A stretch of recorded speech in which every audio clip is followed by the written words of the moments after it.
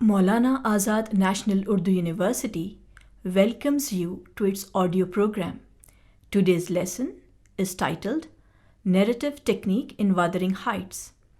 It is based on Unit 3, Block 3 of Paper 3, that is the British novel, and this lesson is specially designed for the MA English first year students.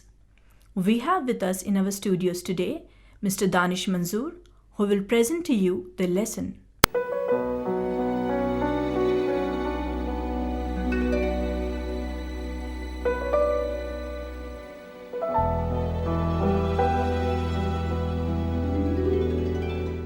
Hello and welcome to today's audio program on narrative techniques in Wuthering Heights. Wuthering Heights, as you're aware, is a novel written by Emily Bronte. It is written in the Victorian age and presents the passionate love story of Heathcliff, the central character. Before we proceed further, let me give you the objectives of this lesson. To understand the meaning of the term narrative, to learn about the prevalent narrative techniques, to understand Bronte's use of more than one narrator, to unravel the complexity of the narrative technique employed in the novel, and to realize how Bronte overcomes the problem of narrative. Wuthering Heights is the only work of fiction produced by Emily Bronte, but it displays a remarkable maturity and complexity in the management of the narrative technique. What does narrative mean?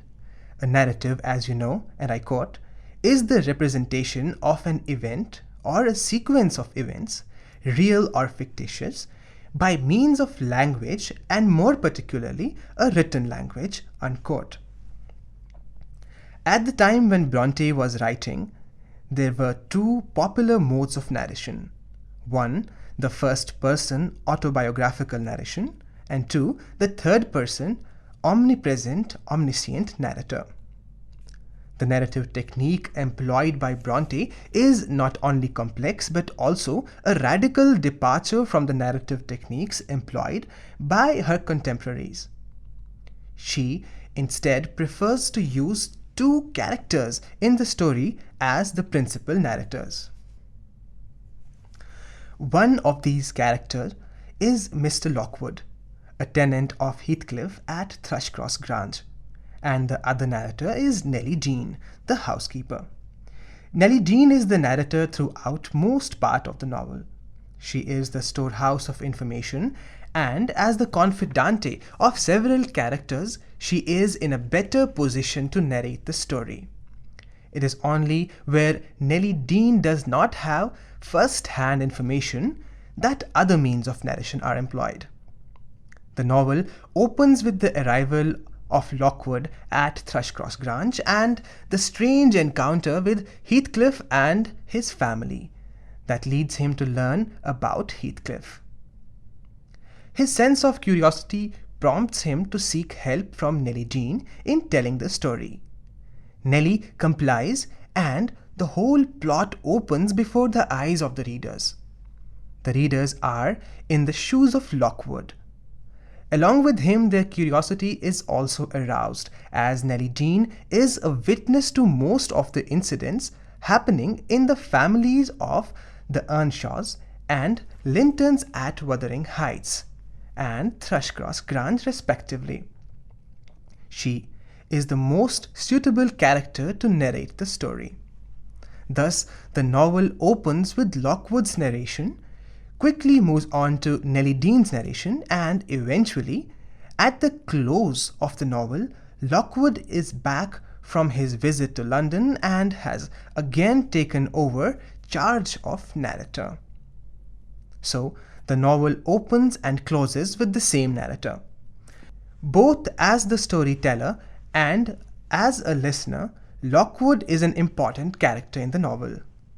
The setting of the novel, the description of the outdoors, the presentation of the dwellings, their surroundings, the mystery and aura around them are beautifully brought out by Lockwood. The readers see the plot with his eyes, and later they listen to the story through his ears. Although Emily Bronte has made Lockwood the narrator, she does not give him any great importance. He is given just enough individual interest to make him integral to the plot and to join the loose ends together. He is used to bring out the contrasts and ironies. He serves the principal role of listener to Nellie Dean. However, unlike Lockwood, Nellie Dean is closely involved in the action of the novel and is intimately attached to the novel characters. She is presented as being in an active relationship with the characters whose fate she is a witness to. At the same time, she offers a strong contrast to the passions and the conduct of the main characters. As a loyal and dedicated servant, she is loving yet outspoken and critical. In her sober realism and sense, we have a constant check on the responses to the wild passions of Heathcliff and Catherine.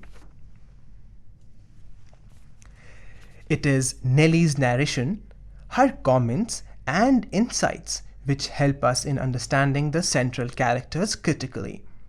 Without Nellie, we might condemn them too harshly. At the same time, without her, we might readily end up accepting the violent but constant lovers as an ideal pair. The role of Nellie as narrator is to insist on the humanity of Heathcliff and Catherine, as also to insist on their follies and selfishness. Nellie guides the readers through the story as she pieces together the story with her own experiences and from the experiences of the other characters. On the other hand, through Lockwood, the reader is brought closer to the action as he presents a situation as he sees it. His presence in the novel permits Emily Bronte to begin her story very near the end and work forward and backward in time. This novel technique of narration with the help of narrators within the story gives a dramatic touch to the novel. The narration of Lockwood and Nellie Dean interspersed with other people's accounts. Thus, we learn something about the early days of Catherine Earnshaw and Heathcliff from Catherine's diary that Lockwood discovers by chance at Wuthering Heights, where he is compelled to put up due to the snowstorm. Then, as the story unfolds, Isabella, of her bitter experience with Heathcliff through a lengthy letter addressed to Nellie Dean. The dramatization of the story with dialogue and action in several scenes also lends to the narrative technique. The dramatic way of narration by two narrators who are involved in the action of the novel makes the novel extremely realistic and interesting. Lockwood is a stranger, a visitor from far away land. Civilized, decent, cultured and educated. On the other hand, Nellie Dean is a native of the moors and is uneducated. Emily Bronte easily overcomes this social intellectual barrier between the two narrators, and she makes Lockwood comment positively on Nellie's power of expression and intelligence. Nellie herself explains that her knowledge and wisdom are the result of reading books. Thus, the reader can depend on the narration of both Lockwood and Nellie, who is a woman of substance and integrity. As a narrator, Nellie Dean not only presents the story but also makes her explicit comments and passes her judgment on various events and characters. Emily Bronte justifies this by drawing the attention of the readers to the circumstances in which Nellie has to tell the story to Lockwood. She also makes Lockwood explain that he will keep the story in Nellie's words and makes him insist that Nellie tell the story without leaving out anything. So Bronte skillfully overcomes any minor problems that may have affected the flow of her story. The technique of using a character from the story to narrate the incidents and to use more than one character in the narration is commendable. Lockwood represents the reader, his curiosity, his ignorance, and his interest. He brings with him some superficial expectations and habits of polite society. He also makes an ironical contrast with the characters and the events he describes. Lockwood is an ordinary man in an extraordinary situation.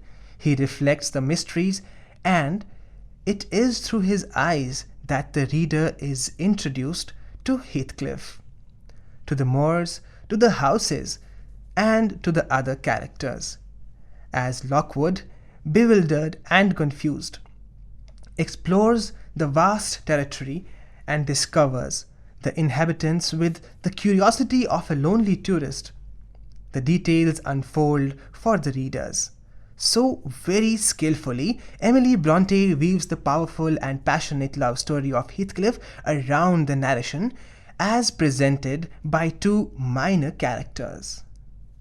Thus, to conclude, Emily Bronte's novel Wuthering Heights displays a remarkable maturity and complexity in the use of the narrative technique. In short, the narrative technique in Wuthering Heights helps in emergence of the plural points of view, and that is what makes the text a real experiment much ahead of its time. That should be all in today's lesson. Study well. Script Dr. Gulfisha Habib. Presentation Danish Manzoor. Thank you for staying tuned in.